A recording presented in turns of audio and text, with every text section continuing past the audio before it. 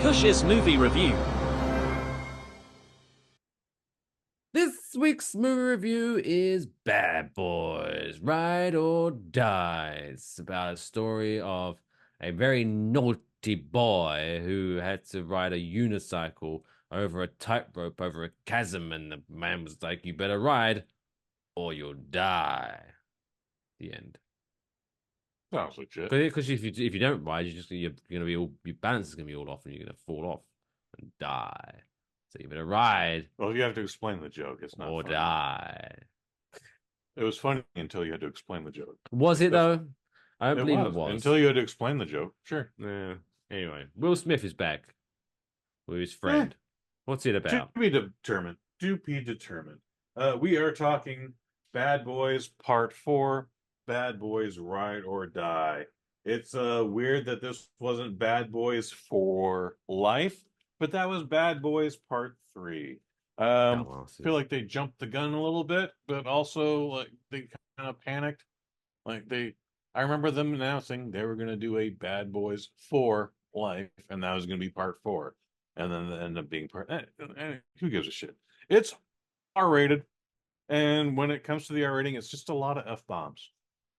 Not an obscene amount, but way enough to go like, yeah, this is R-rated. The violence is held back. There's, people get exploded, people get shot. It's not as gratuitous as that first Bad Boys, and well, that is still my favorite Bad Boys. Um, this stars Will Smith and Martin Lawrence. It is directed by the team of Adil and Balil. If you're familiar with them or not familiar with them, they definitely directed the last Bad Boys 3. They directed a few episodes of Miss Marvel. Um, they would have been credited for the Batgirl movie, but that got shelved and destroyed by Warner Brothers, so no one is ever going to see that. Um, so to get to the movie, it's entertaining. It's fun. It's Bad Boys. It's Martin Lawrence. It's Will Smith. Their chemistry is still unmatched. It's a lot of fun. The action is there. Adil and Bilal actually introduce a lot of fun camera angles. They did this in part 3, but they lean into a little more here. There's some drone shots. There's a lot of stuff where like Martin and Will are wearing these camera rigs.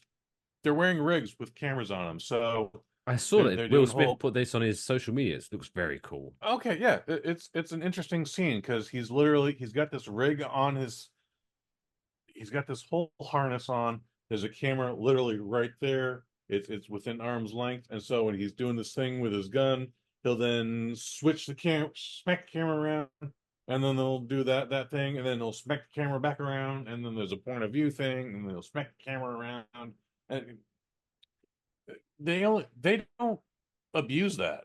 I think they maybe use that twice within the full movie. It's well done. I enjoyed it. They do a lot of other cool stuff here. Um, Martin Lawrence's character of Marcus Burnett has a heart attack within the first act. A lot of people are talking about like there's this weird supernatural aspect of it. No, he literally just had a life or death moment, man. Like in the scene he's literally underwater. They did this in Deadpool 2. I don't know why everyone is fucking blowing their minds over this. Like they did this in Deadpool 2. Marcus is underwater. He's seen his whole life flash before his eyes. Maybe he's seeing the future, or maybe he's just seeing some bullshit. Who gives a shit? But once he comes back to life, they pull him out of the water and it's fine. I didn't see any supernatural aspect to it. It was just like it was just a good looking scene to me. But I understood where they were going with it. Um, Joey Pantaleone. I forgot that he died in the last movie. I've forgotten a lot of the last movie. So if you've never seen this movie, if you've never seen any of the last 3 movies, guess what? They catch you up to speed. It's part of the plot. It's pretty okay. You'll figure it out if you got 3 brain cells or more. It's not a complicated thing for those asking, oh, do I need to see the last one? I don't even know where you could see the last one without paying money for it besides a Netflix or a Prime. Like I don't even think it's available anywhere outside of rental. Um, anyways, Absolutely enjoyed this movie. It's a lot of fun. It's good to see these guys. I've seen all four Bad Boys in the theater. And yeah, I'm giving it a 4 and a 5. Does it deserve that? I mean, it's not a fucking classic. I think the first one is still the best one, but I think this is now That's a classic. in the same argument that Lethal Weapon has, which is the best Lethal Weapon. Like a lot of people are like, this Lethal Weapon sucks, and it's like, but it's still entertaining. Maybe it's not as good as like one or two, but you still have a good time watching it. I've had a great time watching all four Bad Boys movies.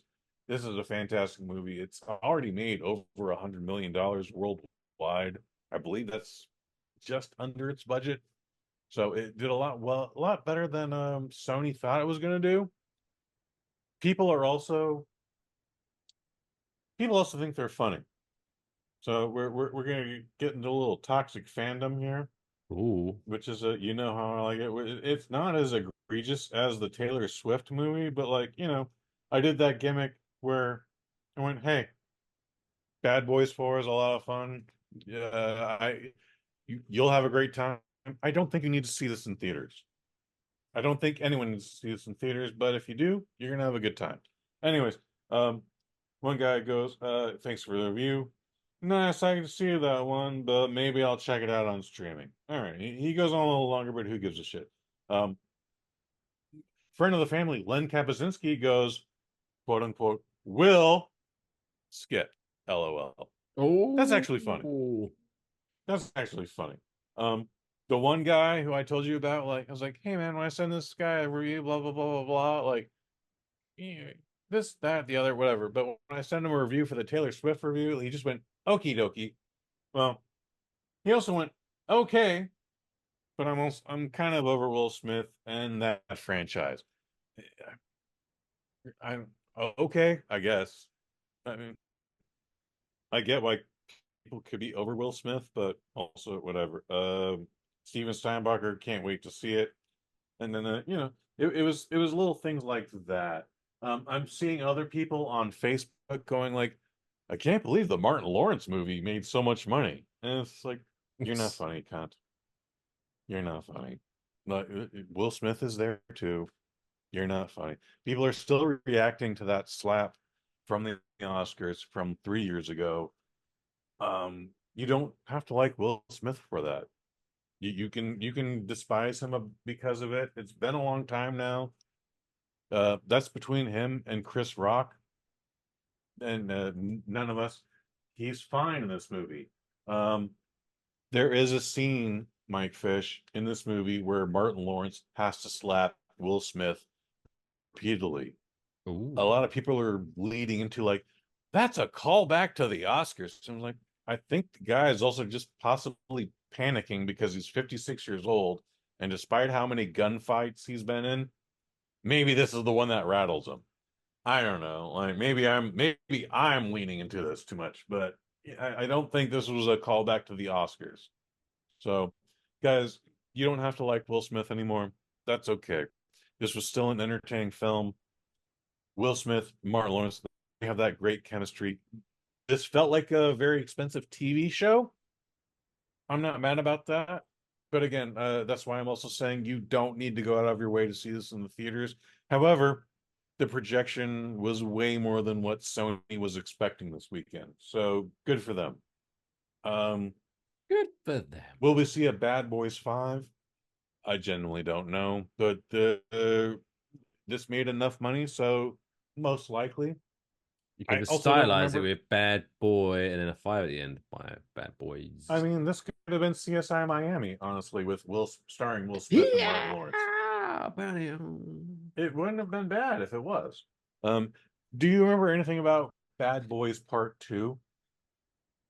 Wasn't there something about melting dead bodies in acid or some shit? That I don't recall. Where I am going with this, excuse me, is Gabrielle Union played Martin Lawrence's sister. She would be the romantic lead for Will Smith. And then they kind of, again, it'd be 16 years till Bad Boys 3. However, after that movie, there was like a decade of talk of like, let's give Gabrielle Union her own Bad Boys TV spinoff. And I'd hear about this, and I would hear about this, and I would hear about this. Excuse me. And then at some point, I lost track of it, but it did happen. It had one season on CBS, apparently in 2010. What? Yeah, there's a full season of it, or at least 13 episodes. What's it called? It had the basketball player who played Derek or whatever, Dexter. I don't know what his name was. He's in part four. Anyways, it's weird. Like there's a whole lineage behind this that a lot of people don't know. So, anyways, we're not going to get too deeper in this because I've already forgot my train of thought with the spinoff talk. But Bad Boys 4, 4 out of 5. I enjoyed the hell out of it. I would not be mad if they made a Bad Boys Part 5, but these guys are getting way too old. And yeah, there you go. Getting too old for this shit. They are getting too old for this shit. But by the way, Martin Lawrence's character retired in Bad Boys Part 3, so I don't understand why he's a cop again in Part 4. But who cares? Who Who cares? cares? It was fun. Moms. So there you go. Bad Boys Part 4. 4 out of 5. Ride or Die. Check it out on HBO or Paramount or wherever the fuck it's going to turn up. That's all, folks. Play me off, Johnny.